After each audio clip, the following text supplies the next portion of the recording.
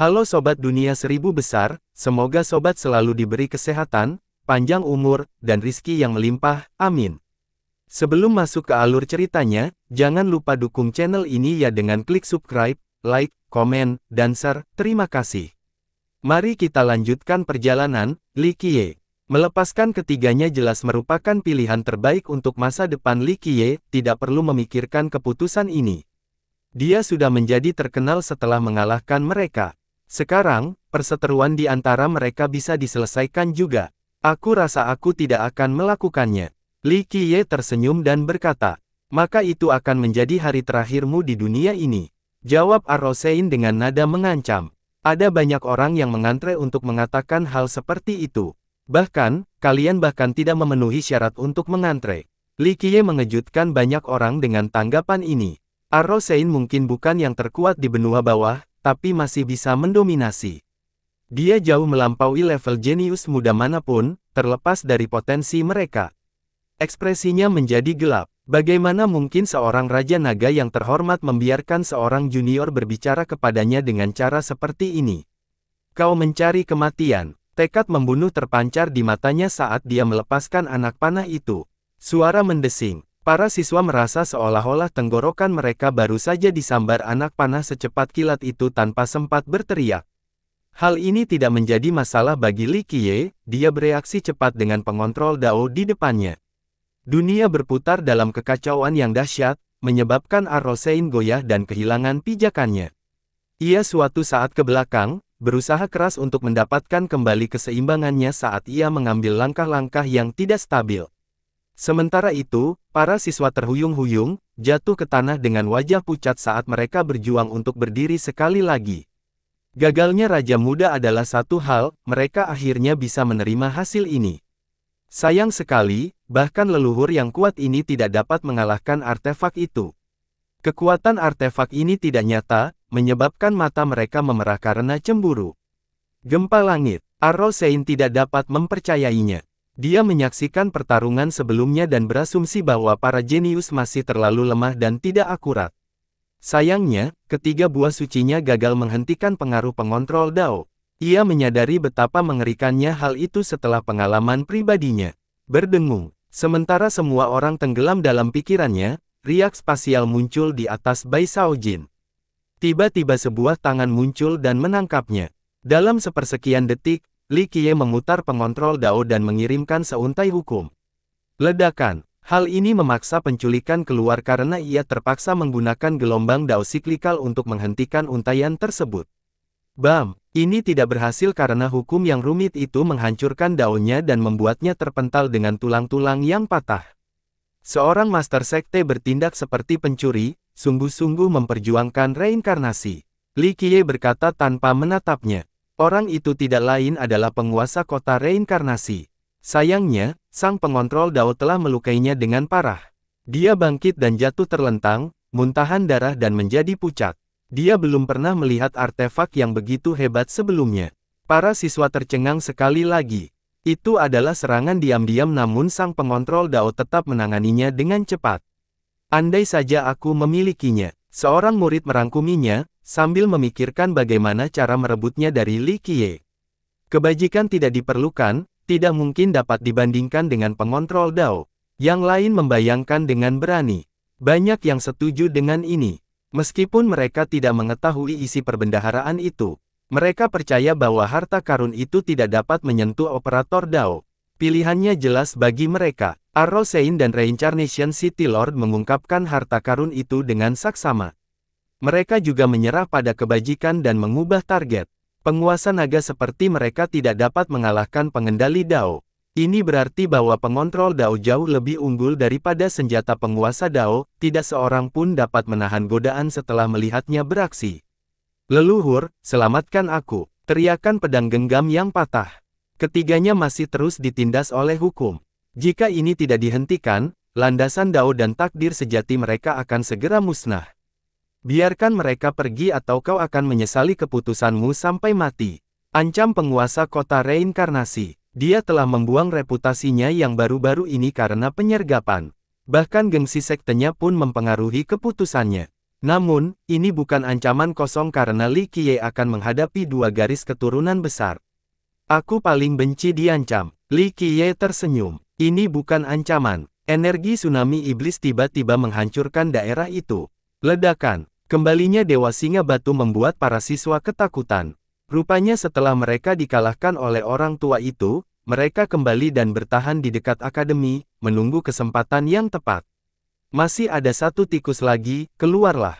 Li Qiye sama sekali tidak terkejut dengan kemunculannya. Meletus. Bulu-bulu indah muncul di atas, memberitahu semua orang tentang identitas yang berkuasa ini. Raja yang terlupakan. Para siswa sudah menduganya kali ini. 4 Raja Naga telah muncul, kehadiran mereka saja telah memberdayakan semua siswa di Gunung Dewa. Lebih jauh lagi, mereka mewakili dewa dan reinkarnasi sementara di sisi lain ada Li Qiye, sendirian. Lepaskan mereka sekarang, ini bukan negosiasi. Dewa Singa Batu meraung marah, menyebabkan semua orang gemetar ketakutan, tidak ada semut yang bisa menahan kekuatan dewa. Bisakah Li Qiye menangani keempatnya sekaligus bahkan dengan bantuan pengontrol Dao? Sayangnya, aku lebih suka kata-kata manis daripada pukulan keras.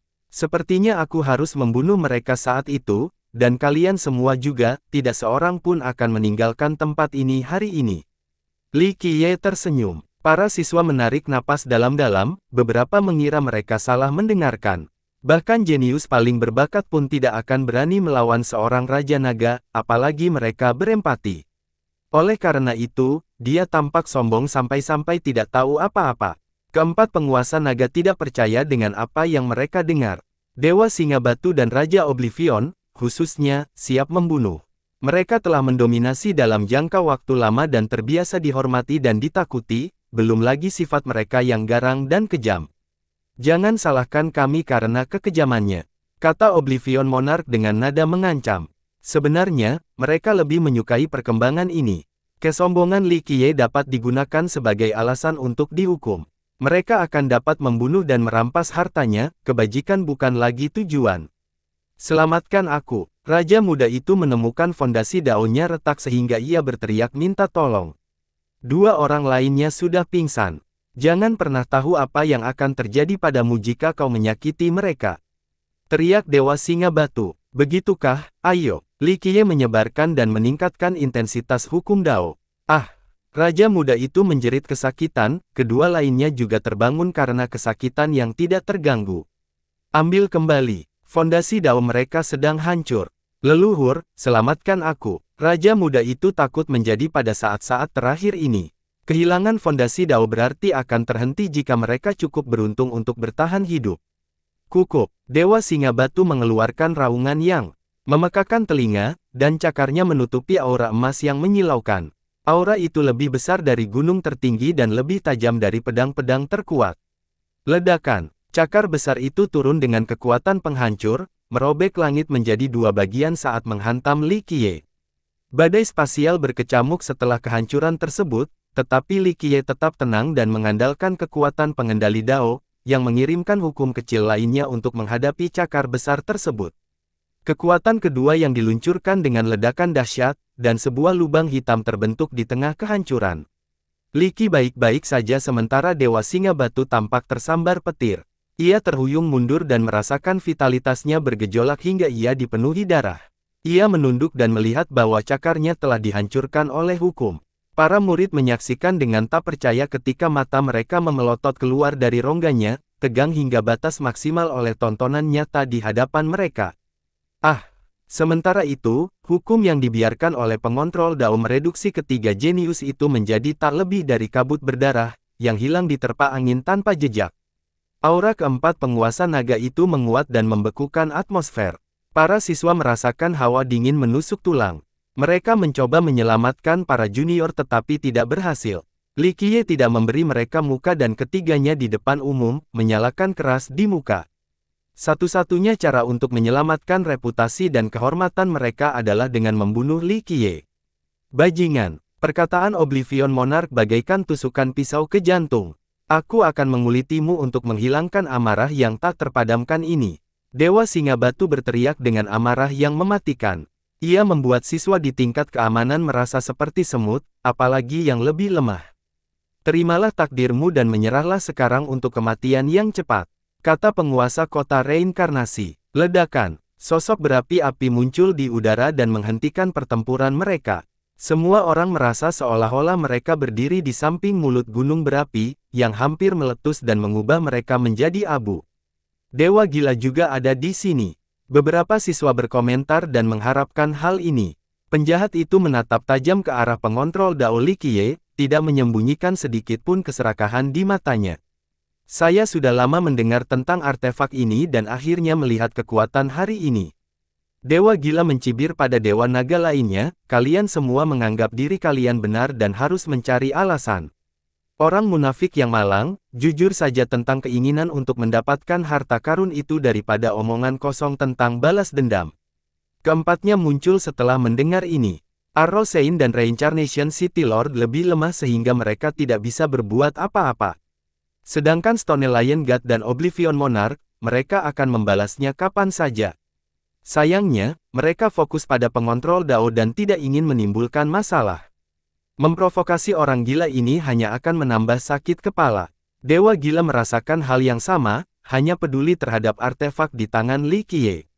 Bocah nakal, berikan itu padaku dan aku akan menjadikanmu muridku dan mengajarimu jalan menuju api gila. Li Qiye tertawa menanggapi dan berkata, apakah kamu bodoh? Aku memiliki pengontrol Dao dan siapa yang tahu siapa yang akan menang pada akhirnya. Bocah, kaulah yang bodoh di sini. Dewa gila bertindak serius untuk pertama kalinya, dengan api kita, kau memiliki kesempatan untuk menjadi Raja Naga dan di masa depan saat aku mati, semua milikku akan menjadi milikmu juga. Jadi, kamu akan menjadi Raja Naga dengan pengontrol Dao, siapa yang bisa menghentikanmu? Belum lagi benua ketiga ini, Anda bahkan dapat menjelajah tanpa ikatan di benua atas. Maksimalmu saat ini tidak dapat mengerahkan harta karun itu secara maksimal. Para siswa saling bertukar pandang dan sepakat dengannya. Pengendalian Dao itu kuat, jadi jika Li Qiye bisa menjadi penguasa naga, dia bisa menggunakannya dengan jauh lebih baik. Ini hanya akan diperkuat oleh jumlah sakralnya. Misalnya, jika Madenet God memiliki pengontrol Dao, tidak ada yang bisa menghentikan di sini. Ini sangat masuk akal. Coba ingat kembali 8 kuda Dao Lord dan perisai abadi miliknya, dia bisa melakukan apapun yang dia inginkan di benua atas juga. Seorang murid dari Chaos merangkumnya. Kedengarannya menarik, tapi hal pertama yang akan kau lakukan setelah menggenggamnya adalah membunuhku. Li Qiye mendengus. Anak nakal, aku pembunuh, bukan pembohong seperti orang-orang munafik ini. Dewa yang marah berteriak balik, jika aku menerimamu sebagai murid, aku akan mewariskan segalanya padamu dan menginginkannya menjadi penguasa naga. Aku akan menduduki negeri itu bersama para pengontrol Dao dan mereka akan menjadi milikmu setelah kematianku. Aku adalah orang yang menepati janjiku. Para siswa berjanji dan setuju. Meskipun dia adalah seorang pembunuh yang brutal, dia tidak pernah berbohong sebelumnya. Gila, jaga ucapanmu. Ucapan Dewa Singa Batu dengan dingin. Kenapa harus begitu? Dunia menganggapku gila, tapi setidaknya aku tidak seperti kalian semua, yang melontarkan kata-kata manis sambil menyimpan racun di dalam hati.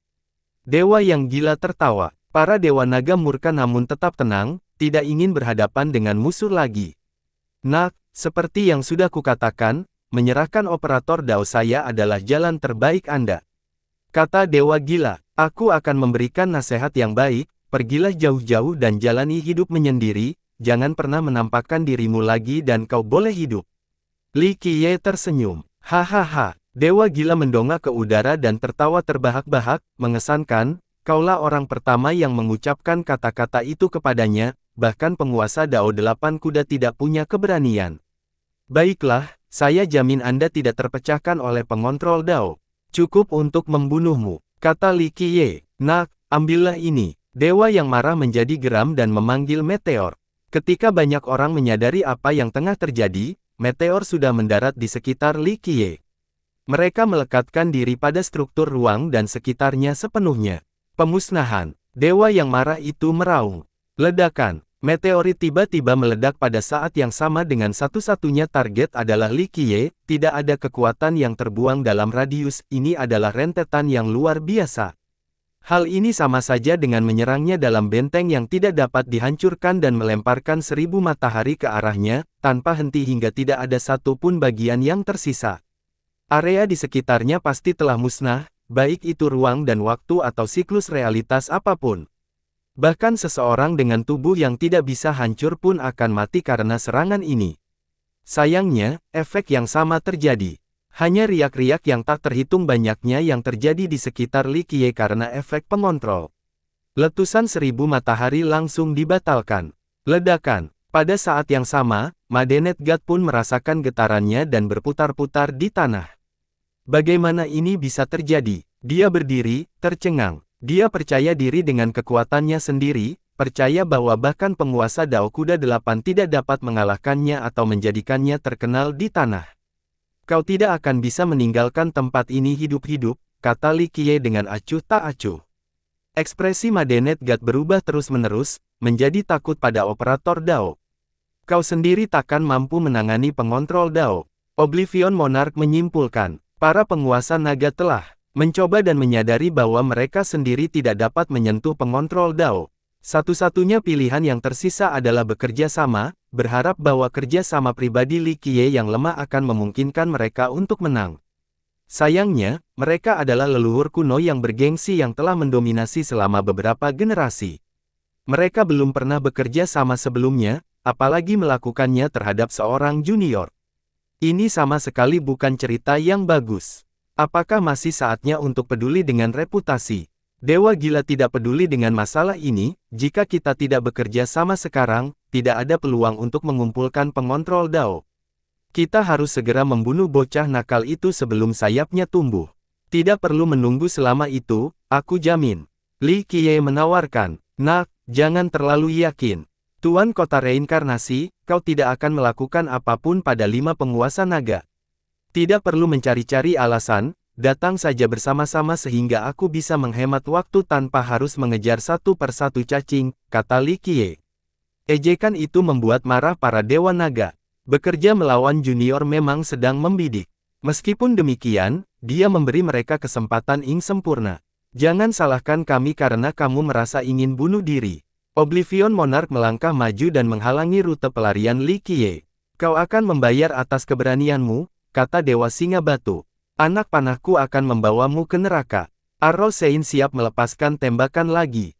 Hahaha, aku tidak percaya betapa tidak tahu malunya kalian semua, begitu bersemangat untuk melakukan ini. Dewa Gila tertawa dan kemudian berkata, jangan marah sekarang, aku tidak keberatan sama sekali.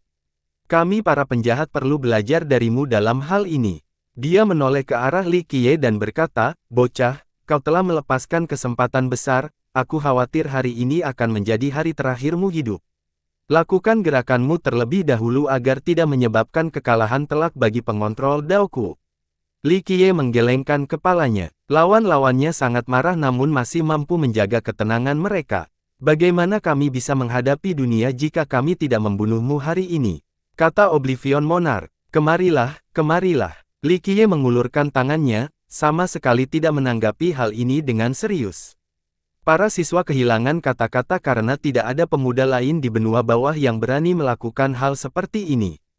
Jadi, tidak masalah apakah dia memiliki kekuatan untuk mendukungnya, mereka menghormati sikapnya yang mendominasi. Lagi pula, mereka akan ketakutan saat menghadapi 5 Raja Naga, apalagi mampu bertindak sombong. Kelompok berempati tidak membutuhkan waktu lama sebelum mencapai kesepahaman tanpa perlu berbicara. Aku pergi dulu, sadar. Dewa Singa Batu meraung.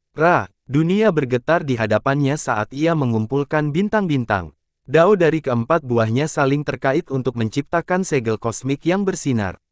Cahaya bintang yang tak terhitung banyaknya mengalir turun di medan perang. Ledakan. Seekor singa akhirnya menjelma menjadi kenyataan dan memeluk segel kosmik itu. Segel singa kosmik. Seorang murid dari dewa pernah mendengar teknik ini sebelumnya, itulah teknik yang dia gunakan untuk membuktikan daunnya. Aktifkan. Dewa Gila menggunakan mata surgawinya dan retakan yang muncul di angkasa. Keluarlah mulut raksasa dengan 4 buah suci berapi di dalamnya. Api malapetaka yang menggila. Dia meraung dan mengirimkannya ke bawah. Satu bara api saja dapat membakar satu wilayah. Jika semuanya hancur, 10 juta mil daratan akan berubah menjadi lautan lava. Berdengung, Arrow Sein mengaktifkan 3 buah dao miliknya dan mengisinya dengan afinitas darah. Ia membisikkan kutukan yang tidak diketahui dan membuat para siswa ketakutan. Mereka merasa seolah-olah ada belatung yang menggeliat di dalam tulang mereka. Kutukan itu dipadukan dengan kekuatan buah-buahan yang berujung pada anak panah yang mengerikan. Tembakan kutukan darah. Para siswa memahami nama teknik itu. Bahkan sebelum ia melesat, semua yang ada di lintasannya di masa depan mulai dilahap oleh sifat terkutuknya. Menurut rumor, ia memiliki kemampuan jangkauan yang sangat luas dan akan mengikuti target hingga mati. Dao Reinkarnasi. Meskipun sekutunya telah menunjukkan kartu mereka, yang pertama menyerang sebenarnya adalah penguasa kota reinkarnasi. Cakram surgawinya muncul di atas Li Qiye dan berfungsi sebagai alat penahan. Waktu mulai berputar di sekitar Li Qiye. Tujuannya adalah untuk mencegah Li Qiye menggunakan pengontrol Dao, dengan harapan dapat merebutnya dari tangannya. Berdengung. Yang kedua dalam barisan adalah Oblivion Monarch yang menampilkan mata ketiga. Ini mirip dengan jurang yang mampu menarik semua orang ke dalamnya. Mata kelupaan. Dia berteriak dan mencoba menghisap Li Qiye ke dalam jurang. Ah! Beberapa siswa menatap mata itu terlalu lama dan terbakar oleh kekuatan. Lindungi pikiranmu. Kepala sekolah tua itu muncul untuk melindungi para siswa. Dua afinitas berbeda sedang bekerja, menerjemahkan dan kelupaan. Para jenius atau bahkan penguasa naga akan merasa mustahil untuk melarikan diri begitu terjebak di dalamnya. Li Qiye terperangkap dalam serangan afinitas ganda, sepertinya menjatuhkan pengontrol daunnya. Tidak, teriakan salah seorang siswa yang melihat kejadian itu dengan jelas. Maju, Dewa Singa Batu dan yang lainnya menunggu saat yang tepat ini. Suara mendesing. Arrow Sein melepaskan tembakan kutukannya seketika. Para siswa mendengar suara angin pecah setelah anak panah muncul di depan tenggorokan Li Qiye, hampir menusuk kulitnya. Ledakan. Dewa Singa Batu melepaskan segel kosmiknya dari atas, mengubah semua yang ada di sepanjang jalan menjadi debu. Puff. Dewa Gila mengumpulkan semua apinya menjadi satu sinar. Ini saja sudah cukup karena melampaui misteri Yin dan Yang. Apalagi bisa membakar buah Dao dan buah suci. Ingatlah bahwa buah-buahan yang dibudidayakan ini adalah benda-benda terkeras di dunia. Dibutuhkan sesuatu yang tak terbayangkan untuk menghancurkannya. Sinar api ini adalah salah satunya. Beberapa orang percaya jika makhluk abadi itu nyata, api gila itu masih dapat membakar mereka. Kesalahpahaman pemandangan karena lampu telah hancur oleh berbagai serangan. Dia sudah tamat. Semua orang merasa putus asa terhadap Li Qiye. Bahkan, mereka khawatir akan keselamatan mereka sendiri. Sang kepala sekolah tidak dapat berbuat apa-apa karena dia tidak cukup kuat untuk melawan 5 Raja Naga. Pada saat yang krusial ini, Li Qiye entah bagaimana berhasil memegang pengontrol Dao dengan kuat. Hal ini mengejutkan kelima penguasa naga karena penguasa kota reinkarnasi menggunakan daunnya untuk mengubah aliran waktu sementara Raja Oblivion menarik Li Qiye dengan mata khususnya. Mereka juga menyaksikan rencana itu gagal total karena Li Qiye kehilangan kendali. Bagaimana ini bisa terjadi ketika Li Qiye begitu lemah? Gempa langit, kendalikan. Ucapan lembut Li Qiye dapat didengar oleh semua orang. Ledakan. Artefak itu berputar dan begitu pula dunia. Berbagai hukum dan waktu pun mempengaruhi alirannya. Segel kosmik, sinar api, dan panah terkutuk beserta segala sesuatunya runtuh dalam sekejap mata. Ah! Kekuatan sentrifugal yang tak terhentikan membuat mereka terpental dan terluka parah. Sayangnya, mereka tidak punya waktu untuk bangun, apalagi menghindari hukum yang datang. Teriakan mereka selanjutnya melonjak saat hukum-hukum itu menembus tubuh mereka dan mengangkat mereka ke udara. Mereka meneteskan darah ke bawah dan mewarnai kelima hukum itu menjadi merah. Para siswa diliputi oleh berbagai emosi saat mereka menyaksikan para penguasa naga yang dulu perkasa dilempar ke udara seperti daging panggang. Adegan itu akan selalu terukir dalam ingatan mereka. Beberapa siswa tanpa sadar mengorek kandung kemih mereka karena ketakutan yang sangat-sangat. Kepala sekolah itu sendiri tampak terguncang dan pucat. Dia menyaksikan kekuatan penyapu tua itu sebelumnya. Namun, itu adalah kekuatan yang sebenarnya diperoleh dari penguasaan Dao dan memancarkan perasaan aman. Hal yang sama tidak berlaku untuk kekerasan yang dilakukan oleh pengontrol Dao. Ia mengira ia akan mengalami mimpi buruk malam ini tentang nasib yang sama. Tidak mungkin, teriak Dewa Singa Batu. Mereka tidak tahu bagaimana hukum dapat menembus tubuh mereka dengan mudahnya, mengingat ketangguhannya. Senjata jagoan itu mungkin tidak ada. Senjata penakluk terkuat pun tidak memiliki kemampuan untuk mengalahkan mereka dengan cara seperti ini.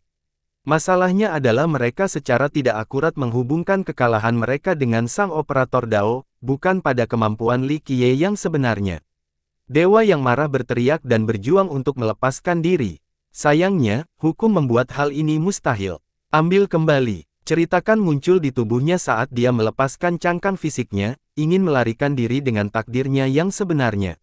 Para dewa naga lainnya melihat ini dan melakukan hal yang sama. Nasib mereka yang sebenarnya berlalu dengan kecepatan yang luar biasa.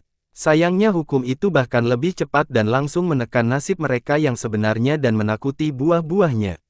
Tidak seperti ini. Tidak, mereka berteriak putus asa karena tidak ada cara untuk memaafkan keadaan ini lagi. Bukankah suaku katakan bahwa hari ini adalah hari terakhirmu? Li Qiye tersenyum dan menggoyangkan pengontrol Dao itu lagi. Kekuatan artefak itu mengalir melalui mereka dan menghancurkan takdir sejati dan buah suci mereka saat mereka meneriakkan kesakitan. Cerminan dan ketangguhan mereka tidak lagi berarti. Akhirnya, hukum berdarah itu menghilang dari mayat, menandakan berakhirnya pertempuran. Para siswa menjadi patung setelah melihat ini, tidak dapat memperoleh kembali akal sehat mereka. 5 penguasa naga telah dikalahkan seperti semut. Bukan senjata yang buruk. Li Qiye melirik ke arah operator dan berkata, tapi mari kita serahkan pada mereka yang ditakdirkan. Dia melemparkan pengontrol Dao kembali ke tempat asalnya. Rahang para siswa yang membeku ternganga ke tanah. Nilai dari pengontrol Dao adalah satu hal, tetapi sekarang, semua orang baru saja menyaksikan kekuatannya. Mereka benar-benar percaya bahwa itu adalah artefak terkuat di gunung ini.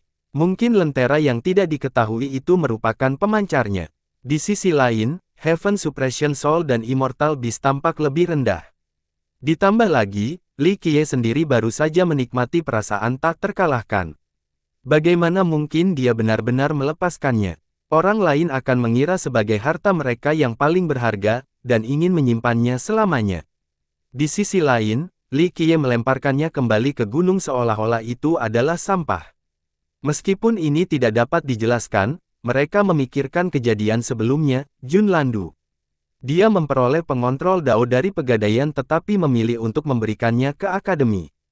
Perbedaannya setidaknya dia adalah seorang siswa yang mencintai akademi. Sebaliknya, Li Qiye tidak pernah menerima anugerah akademi sebelumnya sejak dia memperoleh penguasaan Dao karena keberuntungannya sendiri.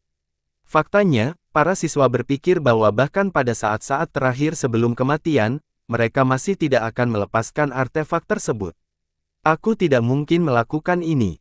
Seorang jenius dari sekte intelektual dengan banyak harta karun terbatas. Banyak orang lain merasakan hal yang sama. Ini bermuara pada apakah Li Qiye seorang idiot atau memiliki kemurahan hati yang tak tertandingi. Dia jelas tidak terlihat seperti orang bodoh. Bukankah kamu ingin memberikan sesuatu sebagai hadiah untuk akademi? Dia menatap Bai Shaojin dan berkata. Pemuda itu menarik kembali sayapnya dan berkata, "Bi benar." Dengan itu, dia mengeluarkan kebajikan. Bentuk kapal saat ini menyerupai cincin dengan cahaya yang menyilaukan. Hadiah untuk akademi. Dia memegangnya dengan kedua tangannya dan berkata dengan penuh hormat sebelum mendorongnya ke bawah gunung. Ledakan. Rune terwujud dan berbagai fenomena muncul, pagoda dan kuil yang menjulang tinggi, artefak dan senjata dewa. Kebajikan mengandung sumber daya dan fondasi dari garis keturunan yang sudah ada sejak lama. Seseorang dapat memulai sekte yang hebat dengannya. Seorang jenius tanpa batas. Kekuatan keindahan itu sendiri tidaklah penting, harta karun di dalamnya adalah hadiah yang sesungguhnya. Ini menjadi harta karun lain yang sangat didambakan karena pencapaiannya berarti menjadi kaya raya dalam waktu semalam. Keberuntungan besar lainnya, Li Qiye melirik kebajikan dan kemudian mengalihkan perhatiannya kembali ke pemuda itu. Raja Perang memilih untuk berperang sampai akhir saat itu, pilihan yang memang menentukan. Ini akan diwariskan kepadamu sekarang. Dia menunjuk dahi pemuda itu, menyebabkan dia gemetar. Yang lain hanya melihat Bai Shaojin gemetar, bukan tsunami yang terjadi dalam ingatannya. Hukum Dao yang luar biasa mengalir di dalam dan berubah menjadi bab Dao tertinggi, hadiah dari Li Qiye. Terima kasih atas bimbingan Dao Anda, bangsawan muda. Saya Jin Shaobai dari Raja Perang. Pemuda itu berlutut dan berkata, kami tidak akan pernah melupakan kebaikan Anda hari ini. Petik 2 tanda tanya tanda seru petik 2. Para siswa menjadi emosional setelah mendengar ini. Dia dari Raja Perang. Mungkin keturunan dari Warspear Heavenly Emperor. Seorang rekan yang berpengetahuan luas menarik napas dalam-dalam. Raja Perang hampir terlupakan pada saat ini, tetapi tidak di Chaos. Ia masih merupakan salah satu garis keturunan terkuat meskipun jarang muncul di depan umum. Detail tentang klan tersebut masih samar-samar karena usianya. Meskipun demikian, orang-orang tahu bahwa para anggotanya adalah penghuni surga. Mereka adalah bagian penting dari pengadilan surgawi. Sayangnya, selama perang zaman dahulu kala, Qian tampil di pengadilan surgawi dan Raja Perang mendukung mereka. Perang brutal itu tidak menyisakan satu orang pun. Qian yang perkasa akhirnya runtuh dan begitu pula Raja Perang. Para penyintas mengandalkan mayat abadi untuk melarikan diri ke perbatasan Chaos. Lokasi pastinya masih belum diketahui, tetapi sebagian besar percaya bahwa mereka tinggal di Hundred Dao dan beberapa kaisar masih ada. Lagi pula, klan tersebut pada masa jayanya memiliki siapa total 6 kaisar, cukup untuk mengancam pun. Tak seorang pun mengira akan melihat anggota sebenarnya dari Raja Perang hari ini, Jin Shaobai. Jian Yunyun teringat kembali pertemuan pertama mereka dan menyadari bahwa Li Qiye langsung mengetahui jati diri pemuda itu. Tatapan mata yang menatap Jin Shaobai tidak lagi sama.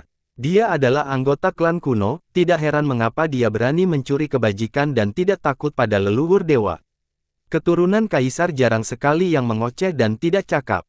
Baiklah, semuanya, turunlah, aku harus pergi. Li Qiye tersenyum dan berkata. Para siswa tidak mengerti, tetapi gunung mulai berguncang hebat. Mereka kehilangan kendali atas menghancurkan mereka dan mengembangkannya ke bawah.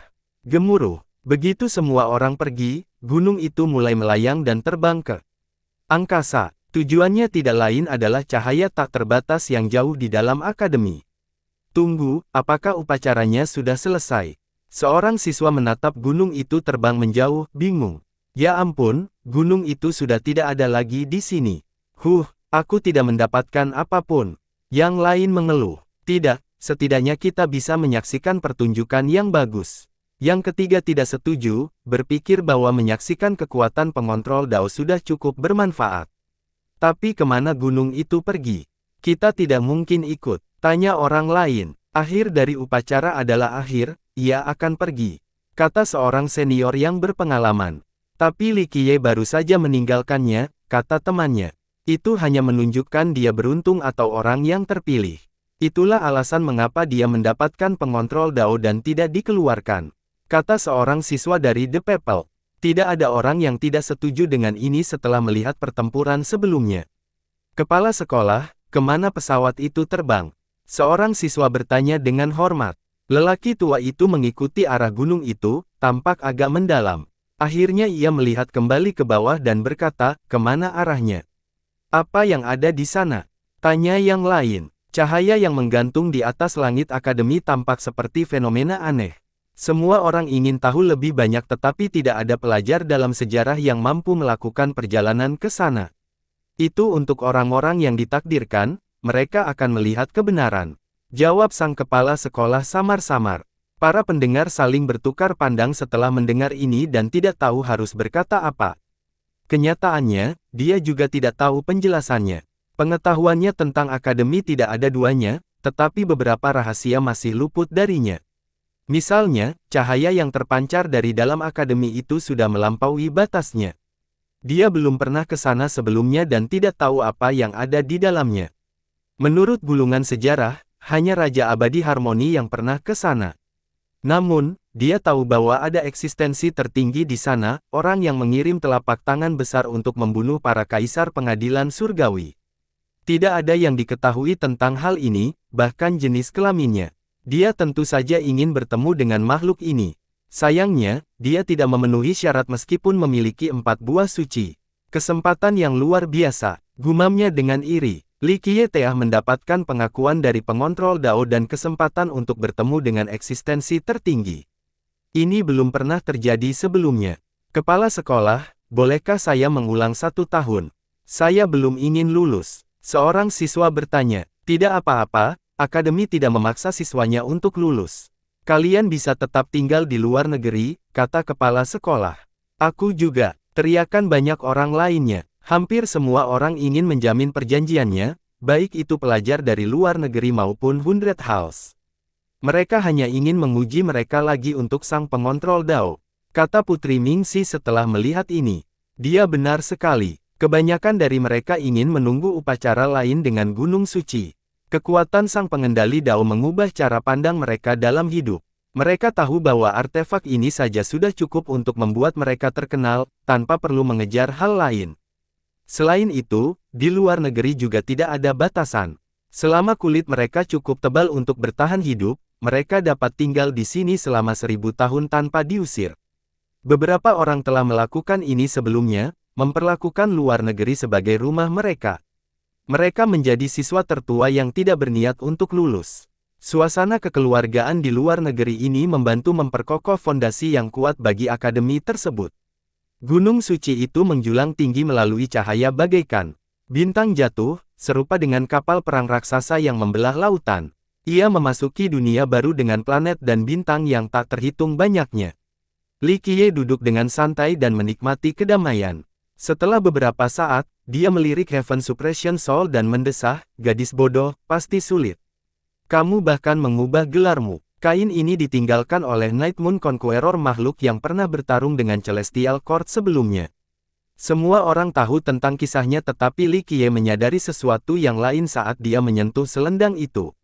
Dia sudah tak terpecahkan sejak lama. Sayangnya, dia memilih untuk mengubah daunnya dan menjadi Night Moon Conqueror di kemudian hari. Apa yang terjadi, orang tua? Bagaimana klan yang hebat ini bisa hancur? Li Qiye bertanya pada bintang-bintang. Peristiwa tertentu terjadi di luar harapannya di 6 benua.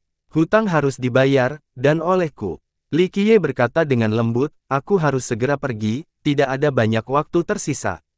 Setelah hening sejenak, dia menatap langit dan berseru, langit yang jahat, dengarkan kata-kataku, waktuku akan segera tiba. Arus tersembunyi tak pernah berhenti mengikuti. Perubahan tak diketahui terjadi, bahkan tak diketahui oleh penguasaan kegelapan. Sayangnya, tak ada yang bisa salah memahami keadaan ini karena makhluk terkuat pun lemah seperti semut.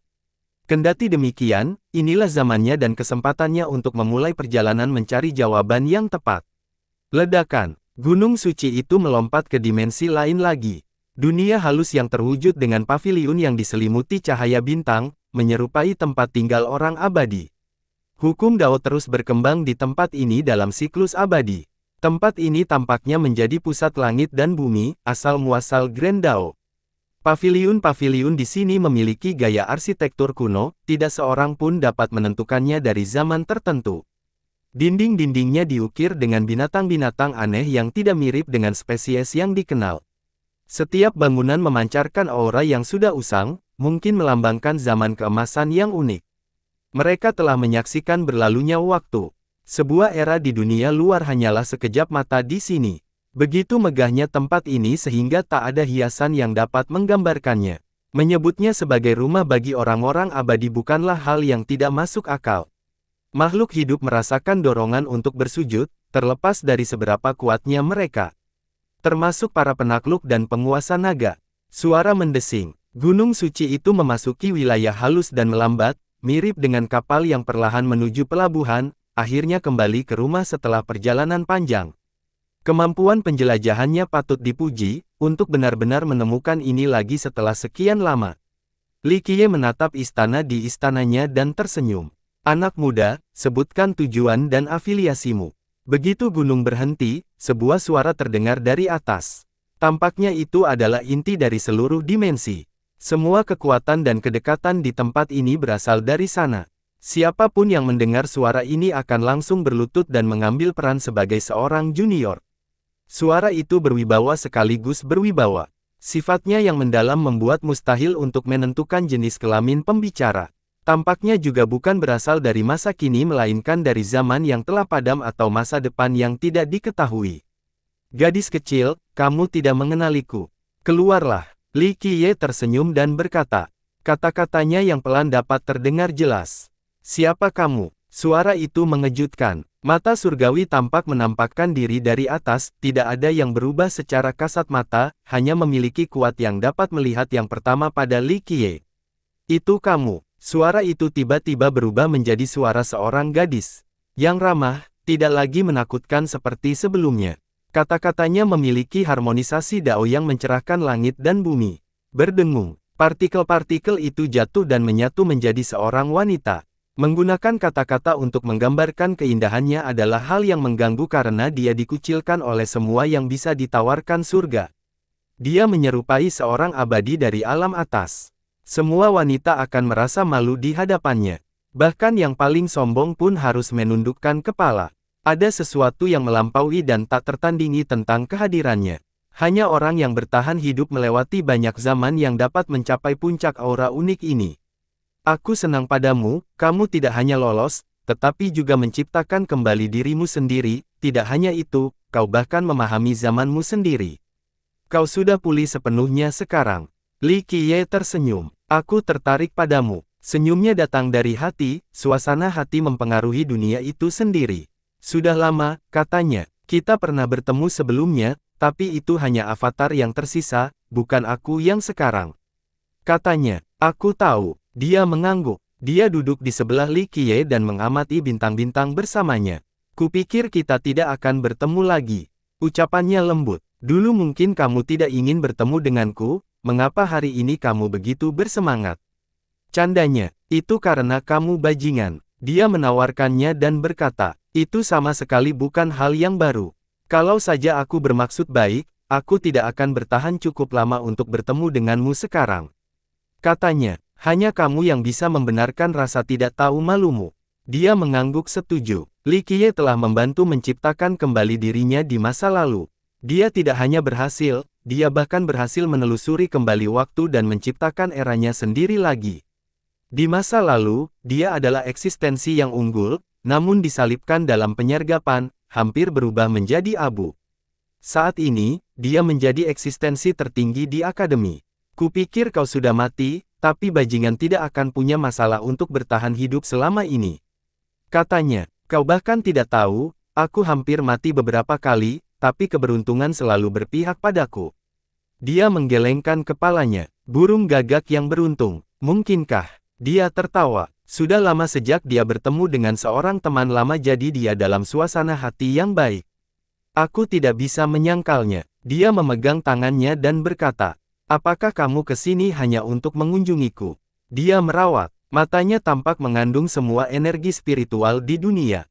Kau bicara seolah-olah aku di sini untuk meminta bantuan, tidak, aku hanya ingin bertemu teman dekat dan aku juga sudah melakukan perjalanan jauh. Jawabnya, seolah-olah, kau adalah tipe orang yang tidak pernah bangun dari tempat tidur untuk mengunjungi seseorang kecuali ada sesuatu yang menguntungkanmu. Dia tersenyum, Tao tidak memiliki emosi, begitu juga dirimu sendiri. Itu menyakitkan. Li Qiye mengusap dadanya dan berkata, aku selalu menganggap diriku sebagai orang yang peduli dan mencintai dunia ini beserta penghuninya. Seorang tukang daging berbicara tentang menyelamatkan korbannya. Katanya, dia hanya tersenyum dan tidak menanggapi. Keduanya saling menatap dan waktu seakan berhenti. Komunikasi ini tidak memerlukan pembicaraan, hanya harmonisasi jiwa. Kamu sudah tua. Dia memanjangkan rambutnya dan berkata, kata cantik ketika digunakan untuk menggambarkan senyumnya adalah sebuah penghinaan. Ya, baru saja berusia 18 tahun. Dia tersenyum. Begitukah? Dia terkekeh, kamu tidak bisa berdiri tegak lagi. Itu berbeda. Apa yang kau katakan? Tanyanya. Karena tanggung jawabmu semakin berat, sepanjang zaman menekanmu. Dia menjawab, karena ini zamanmu, tidak. Ada seorang pun yang akan berbagi beban denganmu. Benar, katanya dengan nada sentimental, jalannya panjang dan bebanku berat. Itulah alasan kamu menua begitu cepat. Kamu sendiri yang harus menanggung dunia ini.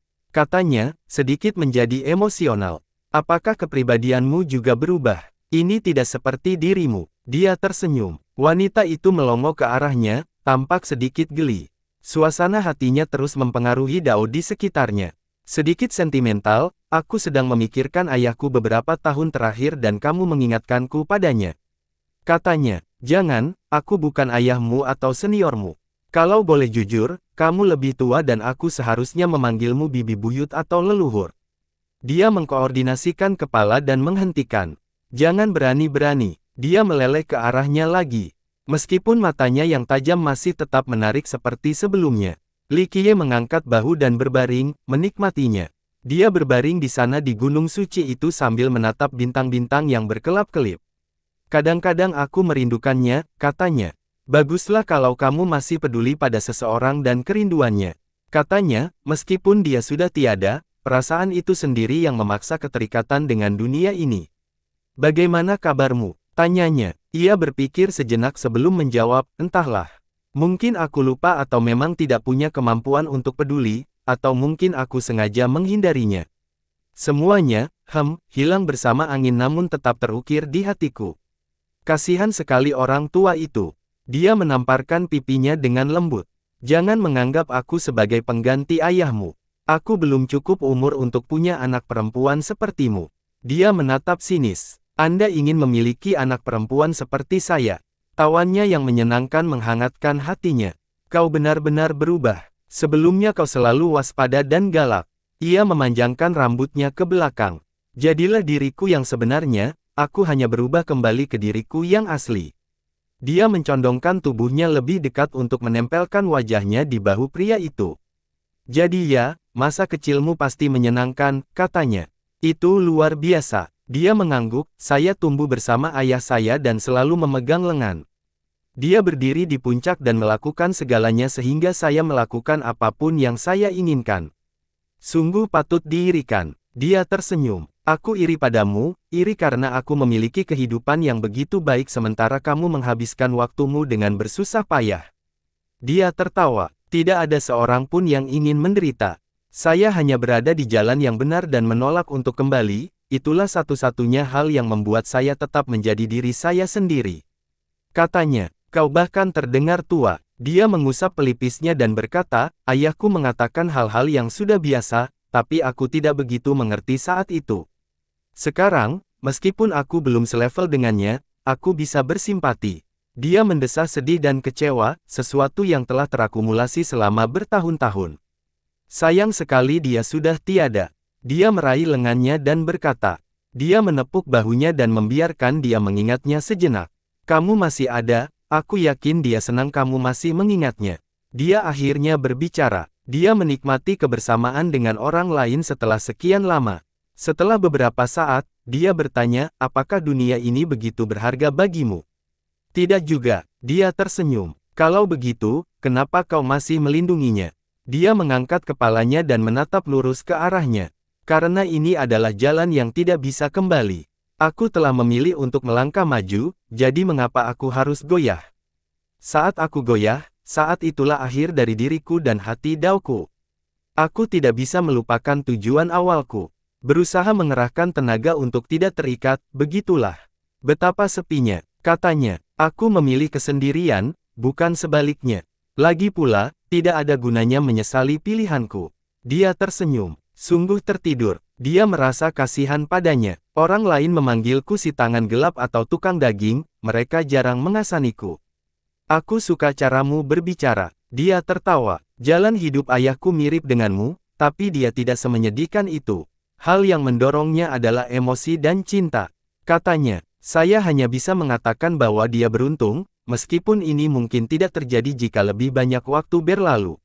Bagaimanapun, banyak yang telah mengambil jalan ini, mereka juga dimotivasi oleh emosi. Dia berhenti sejenak dan menatap wajahnya yang sempurna, tapi saya yakin Anda tahu pilihan terakhir mereka. Dia tiba-tiba, tetapi berkat kegagalannya, dia segera tenang.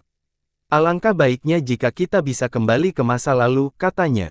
Saya setuju, katanya. Mengapa orang harus mencari keabadian? Ini sumber semuanya. Dia mendesah. Dia tidak menjawab dan menatap bintang-bintang.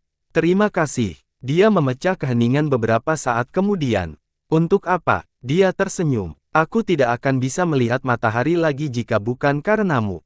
Bahkan jika aku bisa keluar, aku tidak akan menjadi diriku sendiri lagi. Aku hanya menjadi diriku sendiri karena kebaikanmu, katanya. Dia tersenyum dan menerima kata-kata terima kasihnya. Keduanya terletak di sana bersama-sama entah berapa lama. Waktu terus berlalu dalam dimensi khusus ini. Aku bisa tetap berbaring di sini, bagaimana mungkin kau? Tanyanya akhirnya. Aku tidak bisa. Dia tersenyum kecut. Sungguh hidup yang sulit. Kesimpulan. Apakah ini hari sialku atau apa?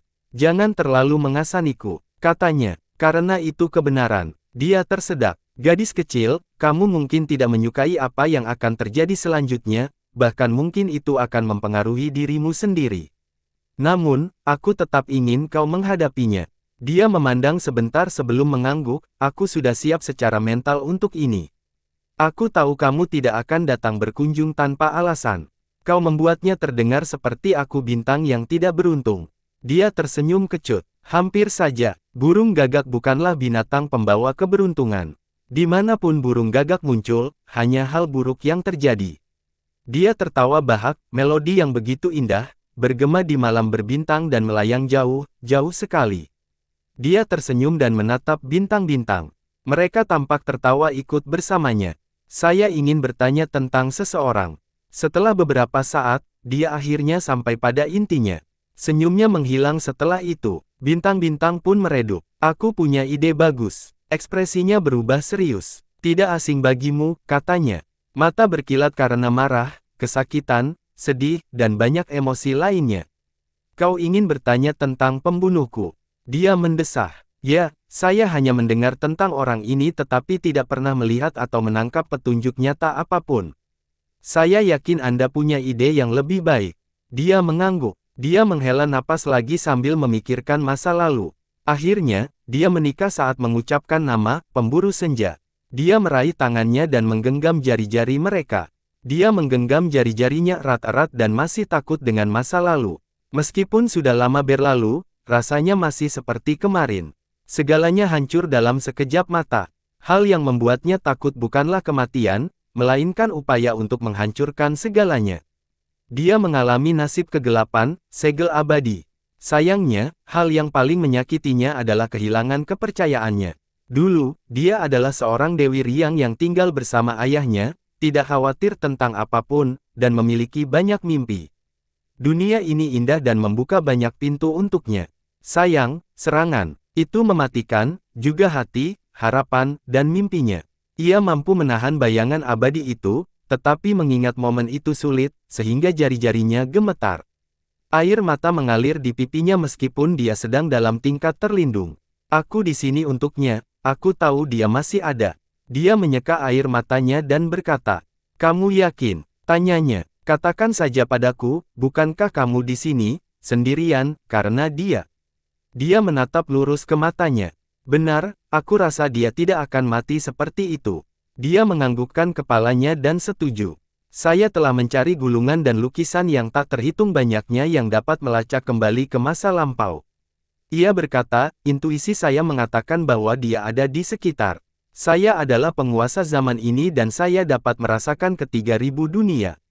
Saya tidak yakin sebelumnya tetapi sekarang, saya tahu bahwa dia masih hidup. Kalau begitu benar, dia masih hidup. Ya, dia tidak bisa mengulanginya. Dia setuju, jika kamu tahu, dia juga tahu dan bersembunyi, itu gayanya. Karena itulah aku datang. Kita berdua tahu bahwa kamu berada di dimensi ini untuk tidak ditemukan, kata Li Qiye.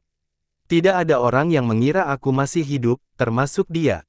Mereka semua percaya bahwa zaman itu telah terkubur sepenuhnya. Dia yakin akan hal ini. Ayahmu telah menyelamatkanmu. Li Qiye menghela nafas. Ya bahkan saat langit runtuh dan dia sibuk menjaga semuanya tetap utuh, dia tetap memastikan bahwa aku akan memiliki kesempatan untuk hidup. Itulah satu-satunya alasan aku masih di sini. Dia menjadi emosional. Momen terakhir itu mengerikan. Seluruh dunia hancur. Dia menyaksikan ayahnya membahas ajalnya. Semua makhluk hidup musnah setelahnya. Li Qiye menggenggam tangannya lebih erat. Kepercayaanku membunuh semua orang. Dia patah hati. Itu bukan salahmu. Katanya, kamu adalah matahari, puncak dari semua yang baik dan indah.